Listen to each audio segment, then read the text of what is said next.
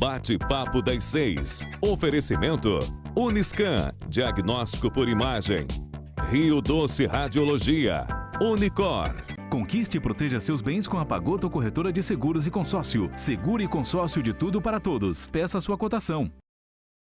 Faça sua ressonância magnética cardíaca na Uniscan, equipamento de última geração 100% digital. Aqui você tem a opção de fazer os exames de ressonância com sedação. Agende seus exames pelo 2103-5000 Uniscan.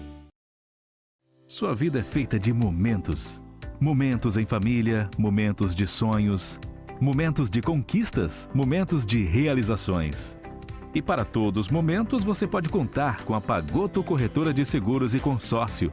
Há mais de 25 anos, parceira das melhores operadoras de seguro e consórcio do país. Pagoto Corretora de Seguros e Consórcio. Seguro e consórcio de tudo para todos. Centro Linhares. Ligue 3371-2000 e peça a sua cotação.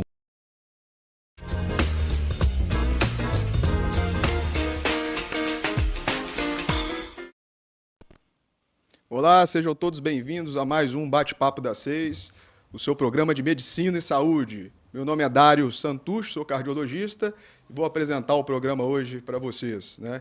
Complementando aí o mês do Novembro Azul, hoje o tema é extraordinário, né? Nós vamos falar sobre o pós, né, do diagnóstico de câncer de próstata, algumas nuances do diagnóstico, do tratamento, o que tem de modernidade, o que a medicina tem para oferecer no tratamento de câncer de próstata. E para isso, né, mantendo a tradição do programa, nós trouxemos 3 grandes especialistas na área, os urologistas, né? Aqui ao meu lado esquerdo, o doutor Guilherme Campelo, seja muito bem-vindo. Obrigado, boa noite. Isso aí. Ao lado dele, no centro ali da nossa bancada, o doutor Frederico Bastos. Obrigado, seja boa muito noite. bem-vindo.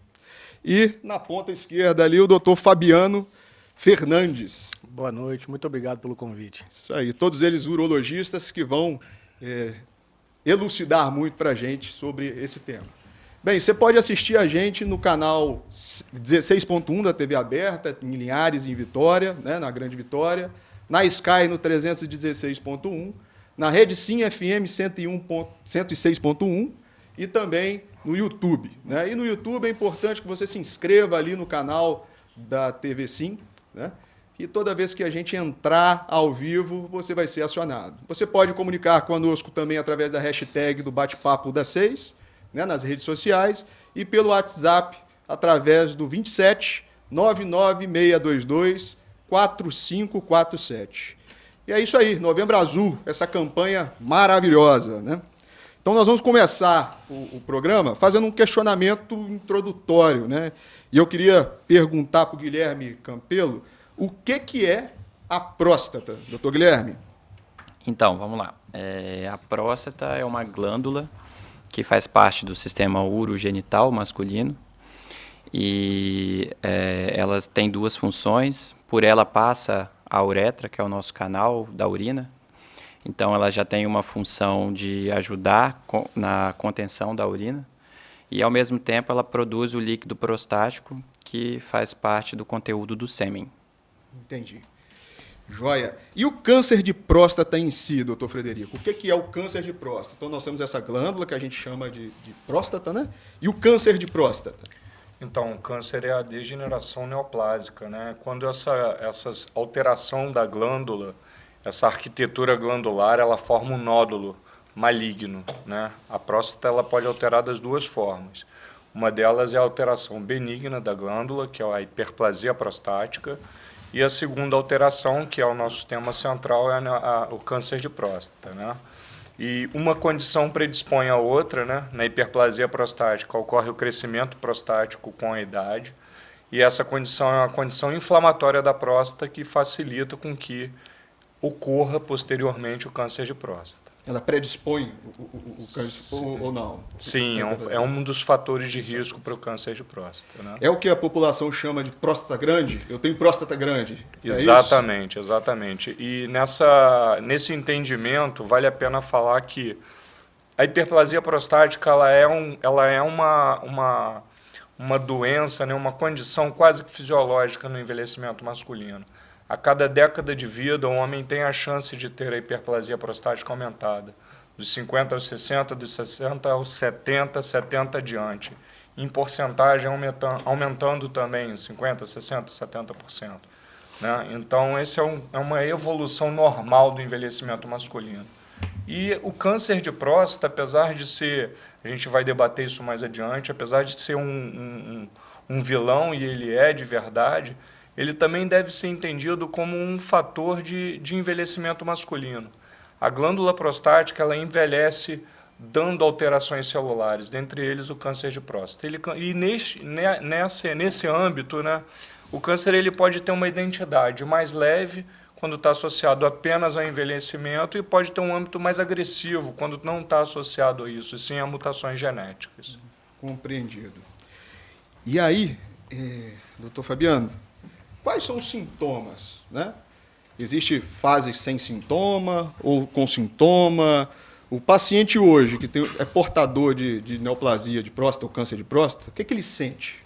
Bom, sabendo que a próstata é uma glândula e que ela sofre alterações com o envelhecimento, são as alterações fisiológicas, o câncer de próstata ele não está diretamente relacionado ao tamanho da próstata e o fator obstrutivo que ela pode causar, que na doença benigna acontece. Então, os pacientes portadores de câncer de próstata, na grande maioria das vezes, eles são assintomáticos. Eles não apresentam sintomas alguns. Daí a importância dessa campanha, que é uma campanha preventiva. É algo que se tenta buscar na vigência de não ser mostrado de forma muito fácil a sintomatologia do câncer de próstata. Quando o paciente apresenta sintomatologia diretamente relacionada ao câncer, isso significa, pelo fato da glândula estar no sistema urogenital, estar bem próximo do reto, bem próximo da bexiga, pode provocar alguns sintomas e ter alguns sinais, como sangramento na urina, pode ter sintomas obstrutivos, pode ter sintoma de dor, mas apenas em casos mais avançados. Nas fases iniciais, que é o nosso foco de Novembro Azul, nosso foco de campanha, normalmente o paciente é assintomático. Então, a importância é fundamental, é de fundamental importância essa investigação e esse rastreio nos homens a partir de 45 anos com fatores de risco ou a partir de 50 anos sem os fatores de risco que a gente vai citar daqui a pouquinho. Isso. E uma pergunta e uma dúvida minha. Todo paciente que tem alteração do jato urinário, né? Isso é muito comum no meu consultório. Doutor, o jato da urina alterou. É câncer ou não? Não. Não, né? Não é câncer. Uhum. Pode ter diversos fatores que podem alterar o jato urinário. Fatores obstrutivos, até mesmo fatores inflamatórios e irritativos. Então, a estratificação do diagnóstico diante de uma queixa de alteração do jato urinário, ela deve ser feita de forma minuciosa, com exame clínico e com exames complementares, tanto laboratoriais quanto exames radiológicos. Para você fazer um diagnóstico diferencial de hiperplasia prostática benigna, de um estreitamento ou hipertrofia de colo vesical, ou uma estenose de uretra, seja ela em qual porção for, por a gente não saber qual o histórico da juventude do paciente, se teve doença sexualmente transmissível, processos inflamatórios crônicos. Então, assim, o fator obstrutivo não é diretamente relacionado ao câncer de próstata. Não é igual, né? Porém, o câncer de próstata avançado pode desenvolver fator obstrutivo. Acontecer. Entendi. E é uma doença comum, doutor Guilherme? É comum? Então, pensando nos cânceres em si, é comum porque é o segundo câncer mais comum no homem, né? O câncer de pele é o câncer mais comum no homem e na mulher, e o câncer de próstata é o câncer mais comum no homem, como o câncer de mama é o mais comum na mulher. Por isso a gente tem essas campanhas do Outubro Rosa e do Novembro Azul. Essas duas campanhas que é o que a gente está, nesses 2 meses aí, com essa camisa belíssima, fazendo a dobradinha do mês da mulher e a mês do homem, né? Joia. E doutor Frederico, fazendo um inquérito aqui, né? A gente está... Quem é o paciente que tem mais risco de desenvolver câncer de próstata? Você já me falou que a hiperplasia ela é natural do envelhecimento, mas quem é o arquetipo ali, o paciente que tem mais risco de ter câncer de próstata? Então, nesse âmbito foram estudadas algumas raças, né? E nas raças afrodescendentes, né, afro-americanas principalmente, elas foram tão relacionadas à detecção mais precoce e uma detecção mais agressiva da doença. Então a doença se comporta de forma mais rápida e deve ser tomado um cuidado extra. A história familiar é muito importante, né? Em parentes de primeiro grau, sobretudo. E também existem vários estudos e várias posições colocadas no quesito ao estilo de vida, né? O consumo de dieta rica em gordura animal, dietas pobres em vitaminas, ricos em alguns tipos de cereais. Mas, de uma maneira geral, o que eu digo assim, existem raças, história familiar e fatores predisponentes, diabetes, hiperplasia, tudo que inflama o nosso corpo de uma maneira geral predispõe o nosso corpo a produzir algum tipo de neoplasia. Na próstata não é diferente. Inclusive, um dos fatores que antigamente havia um certo desengano em falar que o paciente que fumava não tinha câncer de próstata e até era protegido desse tipo de câncer, viria a ter outros. Era um engano, né? E isso, de certa forma, reforçava uma conduta ruim no paciente que era tabagista. E isso também está caindo por terra, porque novos estudos mostram que a inflamação produzida por cigarro, de forma indireta, favorece o surgimento da doença prostática precoce também. Obesidade influencia? Sim, é um fator de risco também. E a mesma coisa, a gente vai conversando sobre várias doenças aqui, mas o estilo de vida ele influencia praticamente todas as doenças. Praticamente não, eu acredito que todas as doenças, né? Sim. A obesidade, diabetes, hipertensão, a falta de exercício físico. Então, isso é muito marcante, né? Que é o que é mais difícil da gente conseguir nos pacientes, né? Bem, nós já descrevemos o que é a glândula, os sintomas, o que é a neoplasia, ou seja, a neoplasia que é igual a câncer, tumor, né? E agora, como que a gente faz essa prevenção? Como eu rastreio ele de maneira precoce? Eu quero detectar esse paciente o quanto antes. O que nós temos hoje, Fabiano, de tecnologia? Como que é o protocolo? O que a nossa população tem que ficar atenta para fazer esse diagnóstico precoce? A grande importância para fazer esse diagnóstico precoce é fazer com que o homem se conscientize que é necessário fazer a prevenção a partir dos 45 ou 50 anos. Então, assim, esse período de pandemia mostrou, principalmente durante os episódios de doenças que foram desenvolvidas no decorrer de maio praticamente até agora, revelou que, eu acho que o nível de preocupação masculino foi diferente. O volume de pacientes masculinos que procurou precocemente o Novembro Azul, ou antes do Novembro Azul, no intuito de fazer exames, até mesmo indeterminados para a Covid, por conta da pandemia, o medo que o número de pacientes que foram falecendo no decorrer desses últimos meses, as perdas foram grandes no nosso país e nos países da Europa. Então, foi visto, principalmente pelos grandes centros, que os pacientes do sexo masculino estavam procurando precocemente o tipo de serviço de saúde específico, tanto para doenças relacionadas ao Covid, quanto ao câncer de próstata.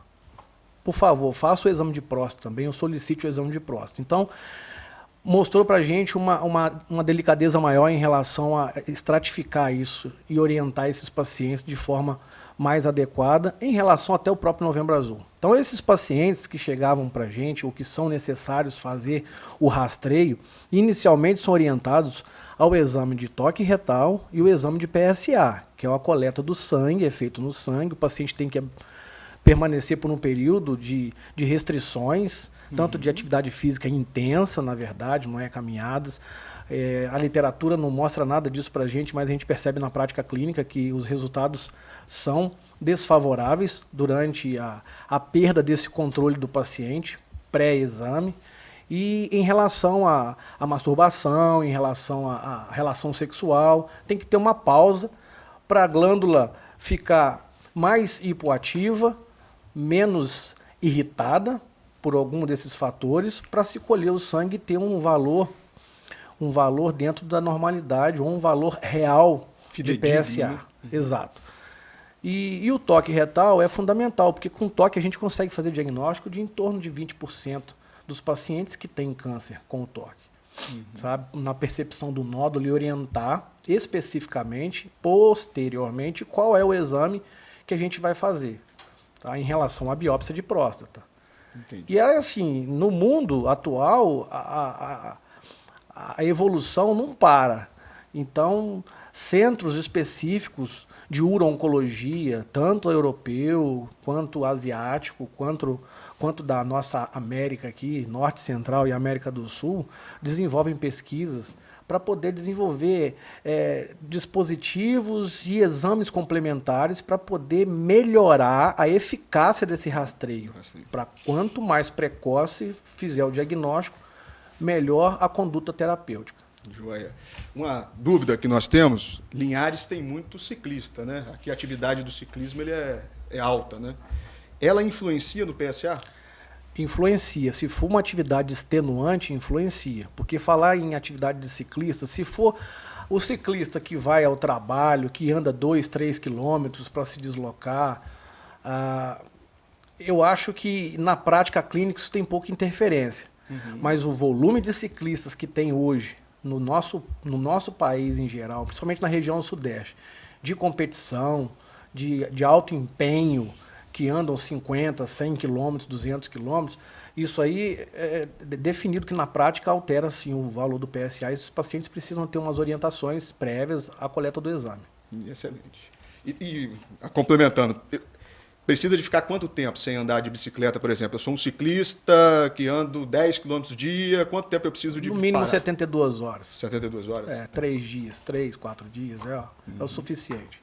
Show de bola. Vamos lá. E sobre qual o papel, então, da ultrassom, ressonância?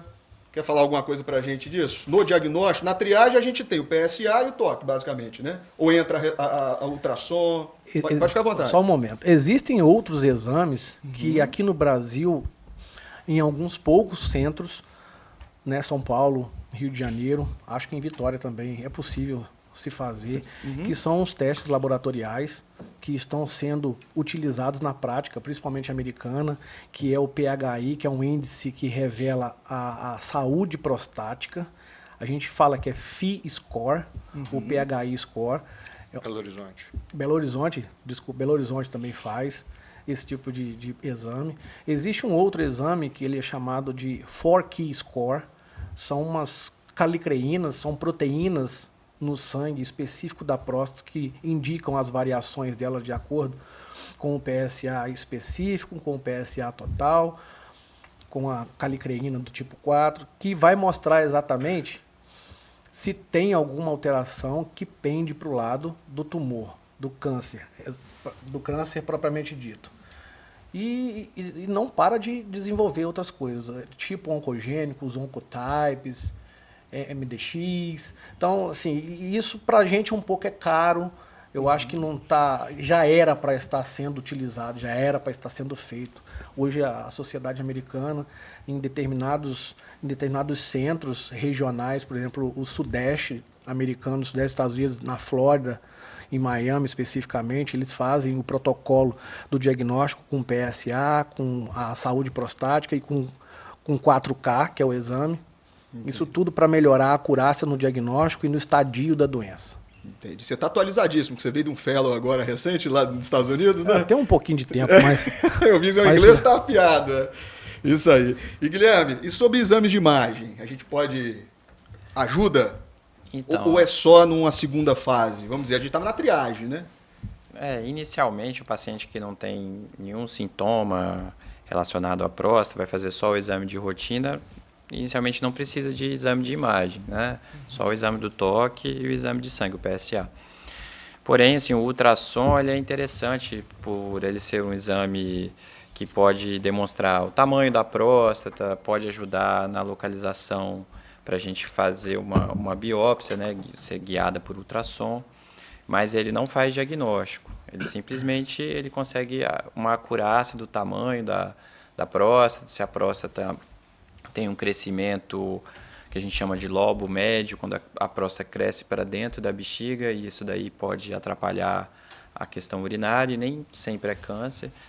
E a ressonância, que está evoluindo cada vez mais, a ressonância é bem importante, tanto no controle de pacientes que fazem vigilância ativa, a gente vai conversar com isso depois, quanto em pacientes que a gente possui sinais altamente sugestivos de câncer, às vezes o PSA muito elevado, e a biópsia feita não identifica nenhum fragmento com tumor, e às vezes a ressonância ela serve para guiar o local onde é mais provável de ser o crescimento ali da neoplasia. E aí a ressonância é importante tanto para controle quanto para guiar uma segunda biópsia de próstata. E existem outros exames que ainda não são tão acessíveis, né? Tem o PSMA, que são exames que a gente pode utilizar em pacientes que já fizeram o tratamento e tem alguma suspeita de recidiva. Entendi. E também, né, para finalizar, a gente tem a cintilografia óssea, que a região óssea é a região mais comum de metástase à distância. E aí, em determinados valores de PSA, de grau de tumor, a gente tem que fazer esse estadiamento com a cintilografia óssea também. O ultrassom, no caso da próstata, ele é por qual via? Ele é via retal?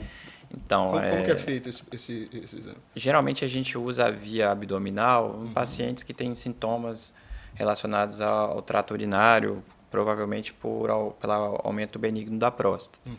E o exame transretal, a gente utiliza ele mais comumente quando vai fazer uma biópsia mesmo. Para guiar ali a biópsia. Para guiar a biópsia de próstata. Excelente. E doutor Frederico, já falamos de exame, de triagem, de sintomas e o diagnóstico. Como é que a gente fecha o diagnóstico? De maneira com a biópsia, né? A biópsia é determinante, né?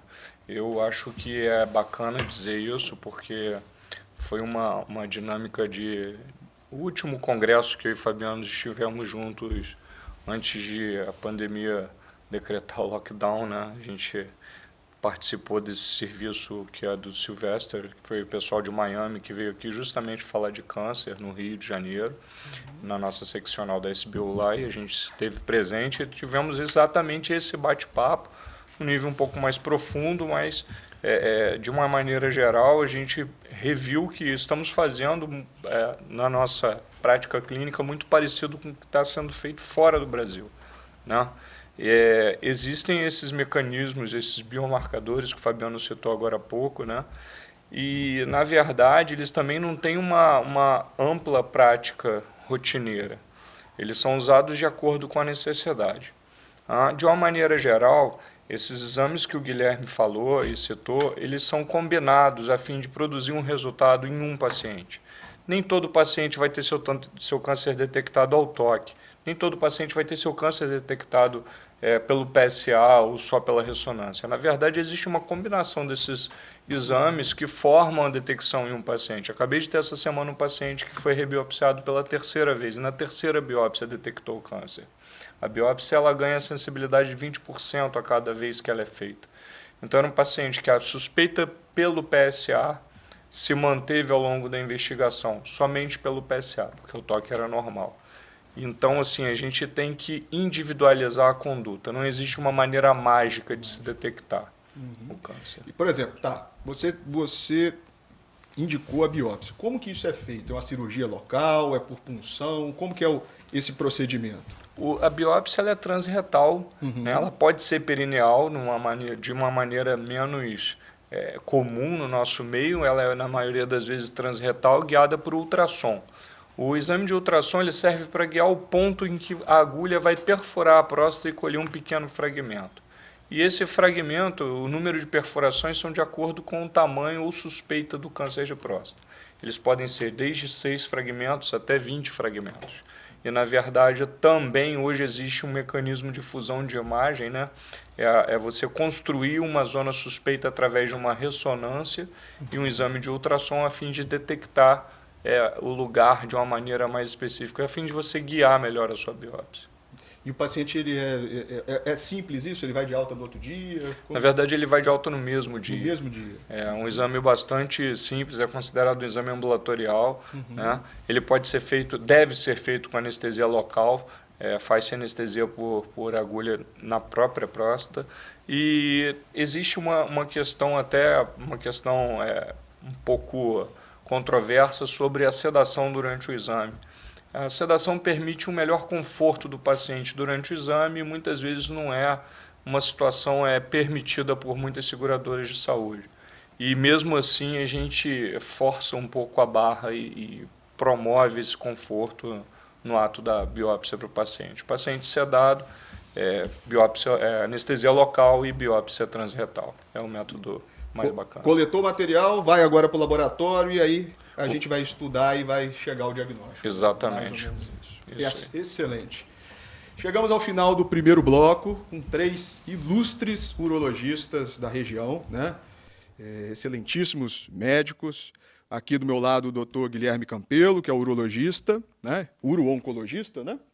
Do lado dele aqui o doutor Frederico Bastos, né? E logo à esquerda o doutor Fabiano Fernandes, né? No segundo bloco, a gente volta falando sobre tratamento do câncer de próstata, as inovações e as evoluções. Bate-papo das 6.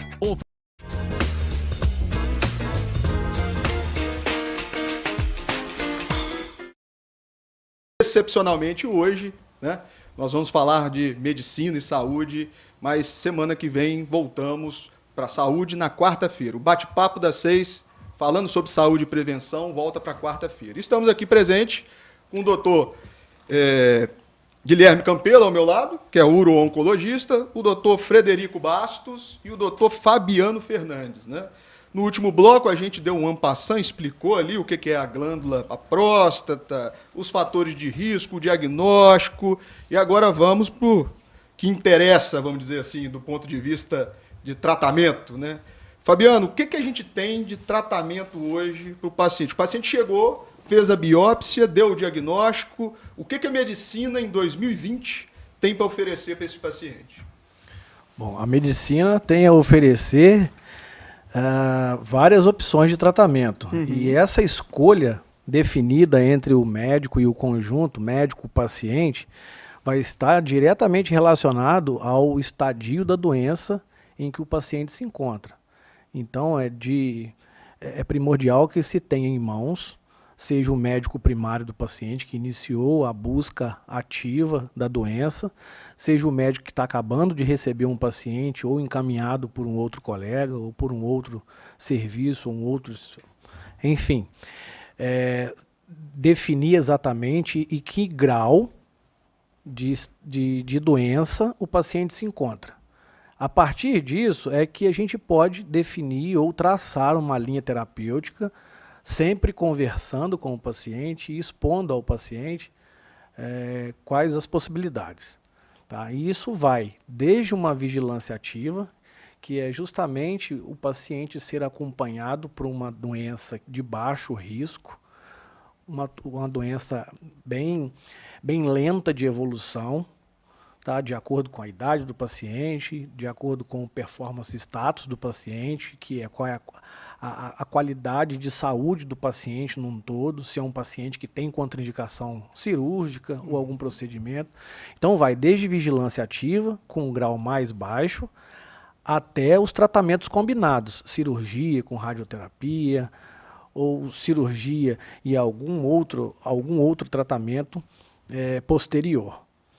Cirurgia, então, basicamente as opções que nós temos é radioterapia, cirurgia... A gente tem vigilância ativa, a gente tem a radioterapia, a gente tem a cirurgia, que pode ser por via aberta, laparoscópica ou robótica, a gente tem a quimioterapia nos pacientes que têm casos avançados, casos metastáticos, a gente tem a hormonioterapia, tá? E a gente tem as terapias focais.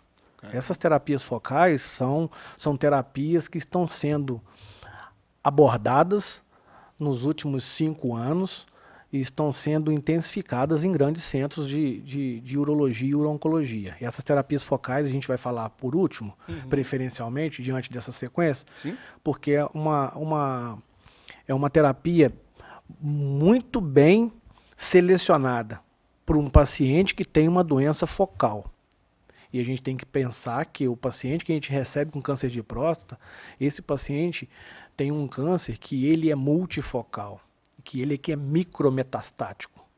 Então, para você expor um tratamento em que você deixa risco de o paciente permanecer com doença micrometastática ou doença fora do foco onde ele está sendo diagnosticado, onde foi feito o diagnóstico, com fusão de imagem, ultrassom junto com ressonância, com biópsias bem realizadas, é complicado. Então, é muito individualizado o tratamento. Cada vez mais a medicina está ficando de precisão, né? Personalizada. Né? Exato, é personalizada. E o doutor Guilherme, radioterapia. O que é a radioterapia? Então, a radioterapia, que é uma das opções do tratamento, é utilizar, né, os aparelhos com ondas de rádio em um determinado grau, no qual ele vai atingir focalmente a glândula, né, a próstata, e aí ele vai causar uma morte celular na região, causando a morte do tumor também. A radioterapia não é uma das primeiras opções, né, de nós cirurgiões, né? Mas a radioterapia é muito importante, vem evoluindo bastante, pode causar algumas sequelas também, como a cirurgia causa, mas ela é um braço forte para a gente, principalmente em casos de pacientes que fazem cirurgia, tem uma recidiva do tumor, e aí a radioterapia ela é muito importante nesses casos, da terapia combinada, tudo isso. Entendi. Excelente. E aqui em Linhares nós temos radioterapia? Não. Aqui no momento a gente ainda não tem radioterapia. A radioterapia do estado se concentra na Grande Vitória. Mas acredito que em breve, né? Tem previsão de vir, Tem né? previsão de vir, acredito, para o ano que vem. Já tem. Ótimo. E sobre, então, cirurgia, doutor Frederico? Quais são as opções cirúrgicas que nós temos para o paneoplasia de próstata? Tudo bem que é precisão e etc., né? Mas qual que é a cirurgia básica do câncer de próstata? Fiquei com a cereja do bolo, então. Que a gente mais gosta de fazer e mais treina, né? Para o urologista cirúrgico é o grande desafio. Deixo claro que sim, que a cirurgia é a retirada radical da próstata, né? Seguido ou não da retirada dos linfonodos pélvicos, dependendo do prognóstico da doença, do grau da doença, né? Para doenças mais agressivas, você faz o esvaziamento pélvico, a retirada desses órgãos. E, normalmente, a prostatectomia radical ela é operada de maneira aberta, robótica ou laparoscópica. Bem, quando a gente fala de câncer de próstata, a gente não pode esquecer que existem pacientes com câncer de próstata e obstruídos. E esses pacientes eles não conseguem urinar dado o crescimento do tumor ou pelo próprio crescimento da glândula. E a RTU de próstata é uma cirurgia que é feita pelo canal da uretra para diminuir o volume da próstata, no sentido de desobstruir esse paciente que apresenta dificuldade a urinar. Voltando à radical, nosso método de escolha que atualmente é aberta. No Brasil ainda a gente está buscando a aquisição de maior número de robôs. A robótica em prostatectomia radical é o grande desejo de todo urologista e acho que está bem próximo da realidade de Linhares, né? Nós, eu e o Fabiano, a gente já tem treinamento em prostatectomia radical aberta e laparoscópica. A laparoscópica ela mantém a técnica minimamente invasiva, né? Mas ela perde espaço à medida que a robótica tem mais artifícios que ela. O implemento de robótica no Brasil ficou bastante limitado pela pandemia do coronavírus e também ficou bastante limitado pelo câmbio do dólar, né? Esse ano a gente tinha grandes projetos em robótica, eu e Fabiano, e abandonamos praticamente todos os projetos em robótica que a gente preservava dado o valor do custo operacional. Então, já que ficou uma coisa tão importante, né, que é a cirurgia, E eu gostaria de falar, porque é um programa que não é só para quem o telespectador não é técnico, né? E é muito importante que o telespectador entenda que a técnica é o mais importante. Em todos os estudos multicêntricos, em todos os estudos de meta-análise, né? São a reunião, agrupamentos de grandes estudos mundiais, o que faz com que o paciente tenha melhores resultados não é a forma que ele é acessado, seja por vídeo, por cirurgia aberta ou por robô, é a técnica empregada pelo cirurgião. Em resumo, tirar a próstata de dentro do ser humano, a forma como tira é que produz o melhor resultado, entendeu? E quando você tira a próstata com melhor técnica aplicada, separando os nervos que estão no entorno dela e dissecando bem a uretra e a bexiga, é onde você obtém os melhores resultados, entendeu? Essa é a pergunta até de um telespectador que agora me perdi aqui no nome. Ele perguntou: toda cirurgia de próstata tem disfunção sexual?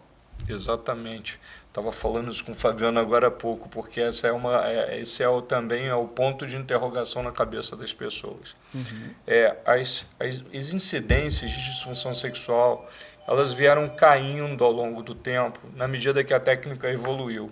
Hoje em dia a gente pratica a técnica clássica de Campbell, de Walsh, e essa técnica ela veio em evolução nas últimas décadas. Ela veio de 94 a 2004 sendo praticada de forma clássica na cirurgia aberta, e a partir de então ela veio refinando de forma que as taxas de impotência sexual vêm decaindo. Eram séries de 80% de disfunção sexual, e hoje elas nunca têm uma medida exata, né? Não existe uma porcentagem exata, mas elas já caíram para a faixa de 50% a 60%. Então a gente entende que a evolução e o refinamento técnico vai produzindo resultados de menor taxa de disfunção erétil, né? Disfunção sexual. Interessante.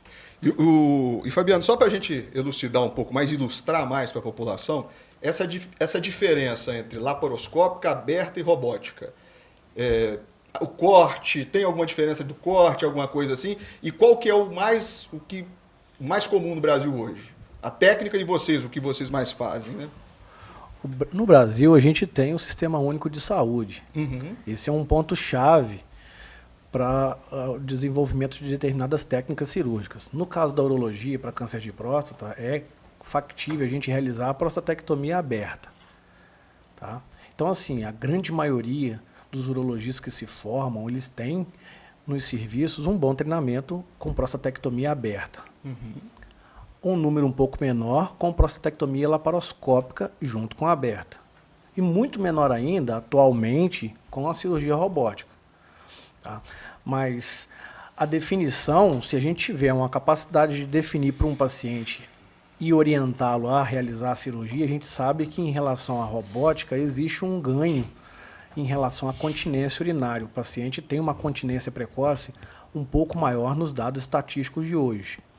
Entre cirurgia laparoscópica e aberta, depende muito da experiência, da habilidade, da capacidade do cirurgião desenvolver uma boa cirurgia, uma boa técnica de ressecção com um número mínimo de lesões neurológicas do feixe neurovascular prostático.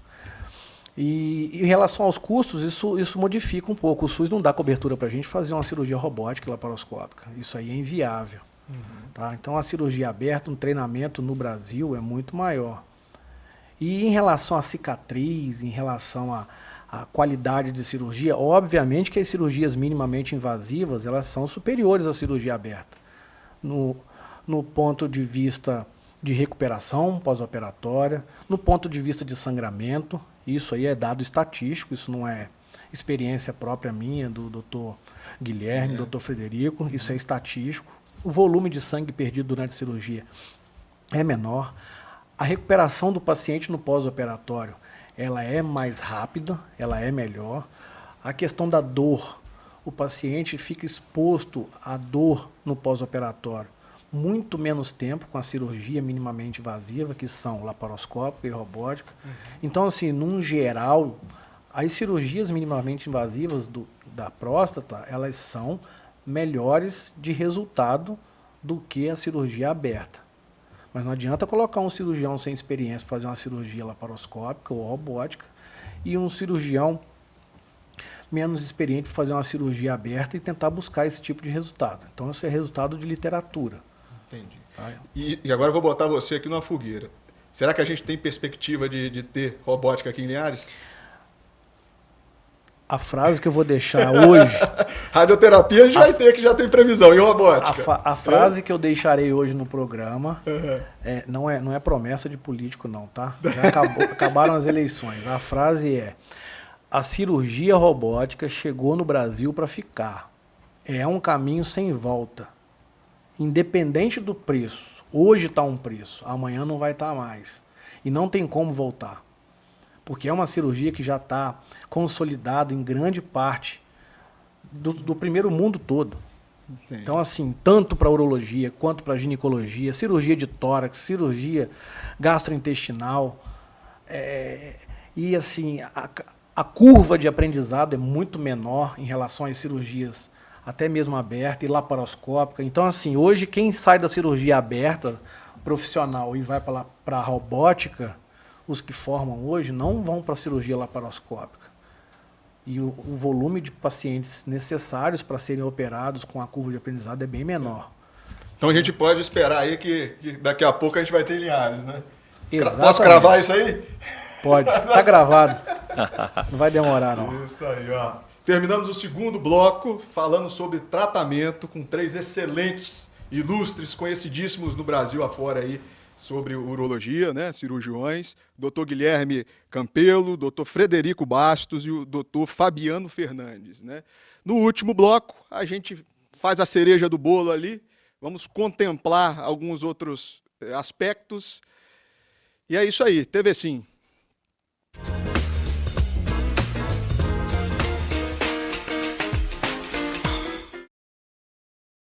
Medicina.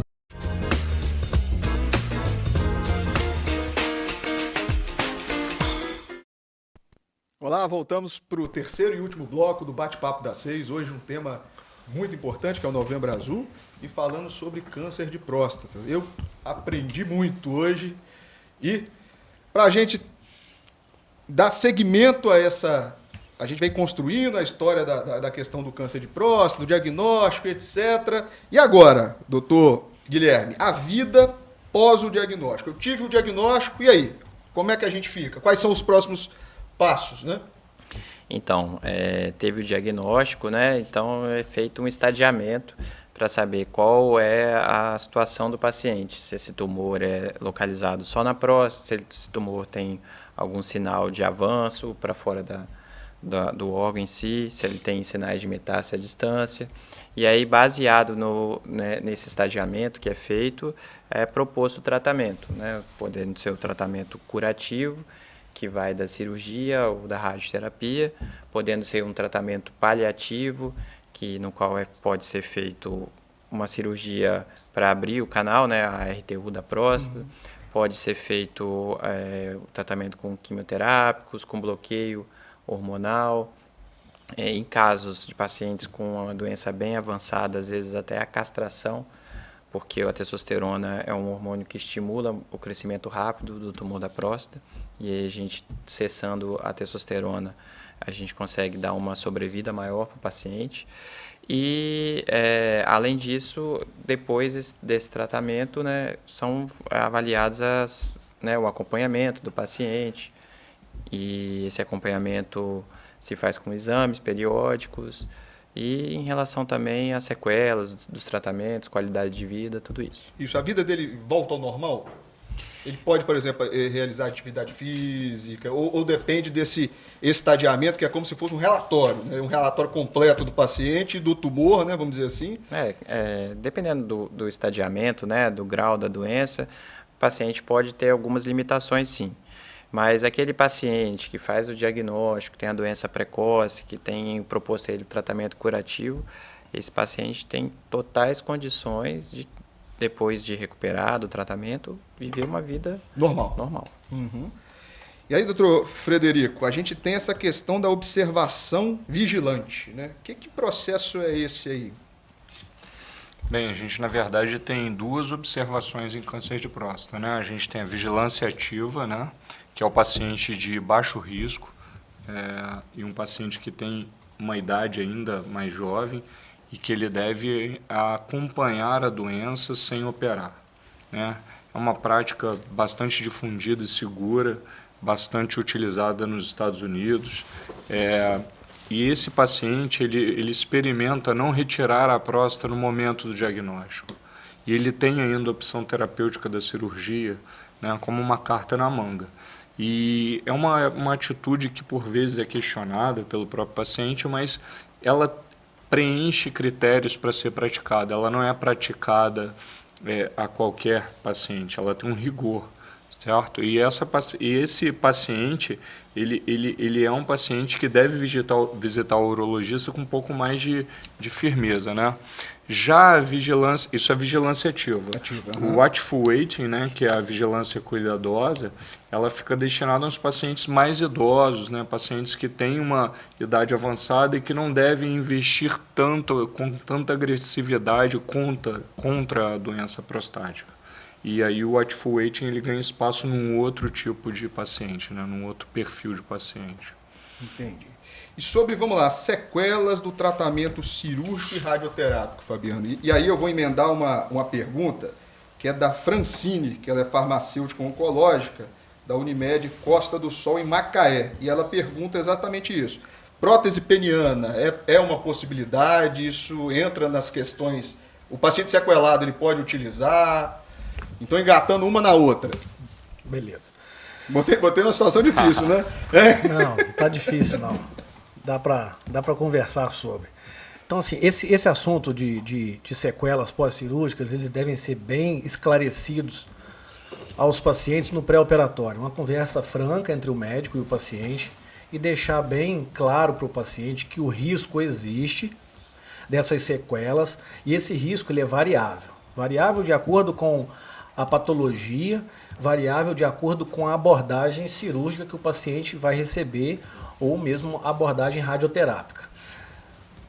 Entre radioterapia e cirurgia, as sequelas vão existir.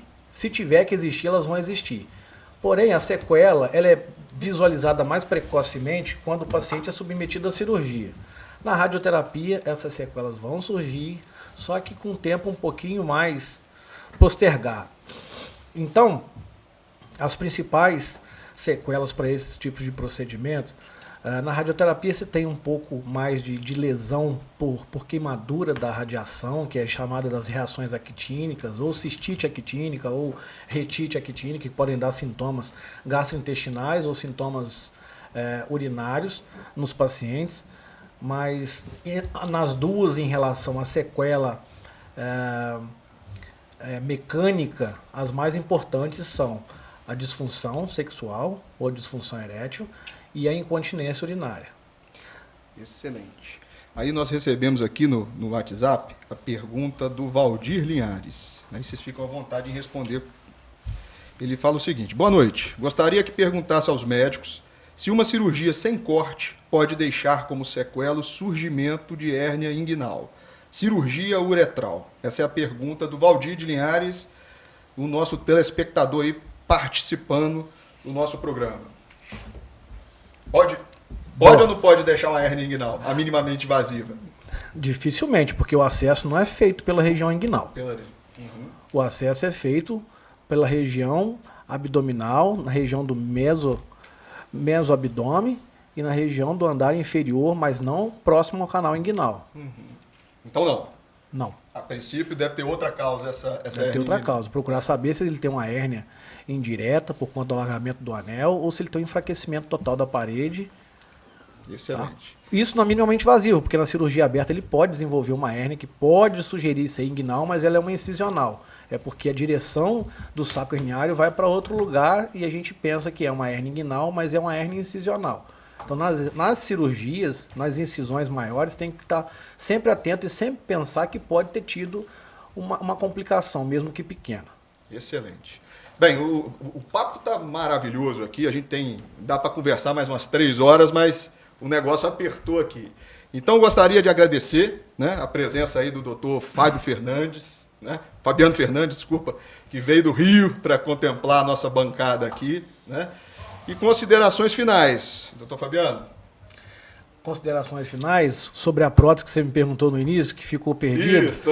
Então, os pacientes que desenvolvem disfunção miccional, incontinência urinária, o número é muito pequeno, muito reduzido, a gente pode conseguir recuperar isso com fisioterapias, com exercícios, com orientações, para usar o mínimo de fralda ou não ter uso de fralda pós-operatório. Em relação à disfunção erétil, a gente pode ter uma disfunção parcial ou realmente a incapacidade de ter e manter a ereção no pós-operatório.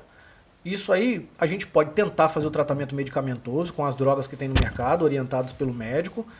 E se o paciente tiver insatisfeito com a situação atual, muito bem conversado pelo próprio urologista ao paciente, é orientar sobre as próteses penianas. A gente tem hoje 4 tipos de próteses no mercado. São próteses semirrígidas, próteses articuladas, são próteses de 2 vias de sistema e são próteses de 3 vias de sistema. São próteses infláveis. Isso aí varia de preço e varia de qualidade da prótese, a maneira como se vai usar a prótese. Em relação à idade do paciente também. Então, isso tem que ser muito bem orientado e é factível de ser realizado. O paciente normalmente fica muito satisfeito com o uso da prótese peniana, bem orientado. Lógico que vai ter as intercorrências do ato no coito, de ejaculação, não ter mais saída de líquido em volume, porque ele não tem a vesícula seminal, ele não tem a próstata para produzir, não tem o ducto deferente enviando o espermatozoide, tá? Porque isso pode ser até mesmo em pacientes mais jovens, com vida sexual ativa. Então, assim, jeito tem, basta conversar bem com o urologista, com o médico, com o seu médico, e não é um bicho de 7 cabeças, não. Eu acho que dá outro programa falar sobre isso, hein? Importante é a prevenção. O importante é a prevenção, exatamente. Doutor Frederico Bastos, muito obrigado pela presença, também importado lá do Rio de Janeiro, né? Valeu, obrigado. Considerações finais, fica à vontade. Então, eu gosto de fazer uma consideração que eu costumo fazer nas palestras de Novembro Azul, é que sempre que a gente pergunta sobre câncer de próstata, o principal fator de risco é o envelhecimento. Então, raça, dieta, tudo isso, mutações genéticas, tudo isso entra, mas envelhecer é o principal fator de risco. E o diagnóstico não é uma sentença de morte. A gente está relacionado a uma doença inerente ao envelhecimento e é uma doença que pode se comportar como uma doença crônica, mais tranquila do que um diabetes, por exemplo, e pode se comportar de maneira mais agressiva, como são as mutações genéticas que a gente observa no câncer de próstata. Então, o diagnóstico não é uma sentença de morte, a procura deve ser uma procura individualizada, nem todo paciente precisa evitar de ir ao médico por ter medo ou apreensão em relação ao toque, existem outros métodos diagnósticos, né? E o tratamento ele vai em sete cadeias, provavelmente, desenvolver o melhor possível para aquele paciente. Então não há o que temer, né? Há o que se tratar, há o que se ver e tratar. Não precisa ter medo, né? Tem muita tecnologia, tem muita coisa para ser ajudado, né? Grande arsenal. Grande arsenal. E doutor Guilherme, muito obrigado pela presença. A gente está sempre junto lá no hospital. Considerações finais, fica à vontade. Então, primeiro eu queria agradecer ao convite, né? Agradecer a oportunidade de estar aqui junto com os colegas e dizer que mais uma vez, né? Mais um Novembro Azul que a gente está aí com a campanha aqui em Linhares.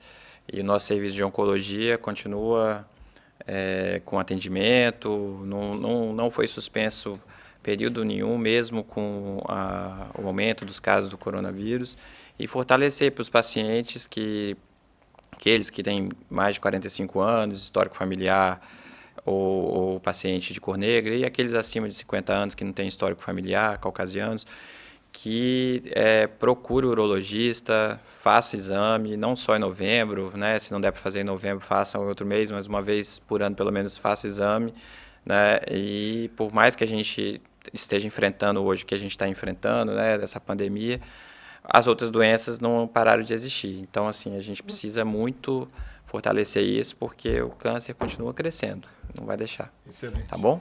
Doutor Fabiano, quer mais uma última...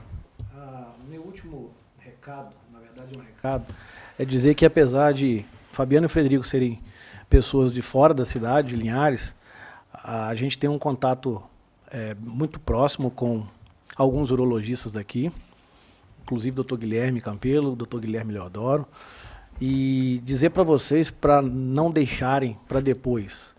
Aproveitarem a presença, aproveitarem a capacitação, aproveitarem o bom serviço que tem na cidade, aproveitar tudo que a cidade tem para poder oferecer no âmbito de diagnóstico laboratorial, no diagnóstico radiológico. Não deixarem de fazer os exames, façam a consulta, se tiverem dúvida em relação a toque, em relação ao PSA, prossigam com ressonância, existe esse serviço aqui na cidade e eu acho que de amparo, no geral, a população está muito bem servida aqui em Linhares. Vocês estão de parabéns. Excelente.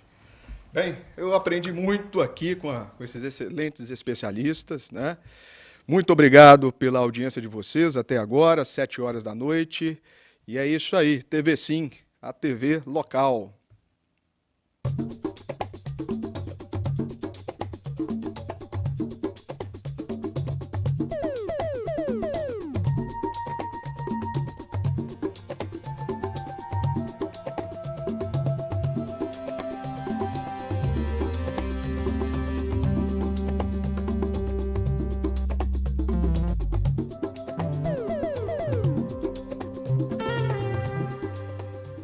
Bate-papo das 6. Oferecimento Uniscan, diagnóstico por imagem.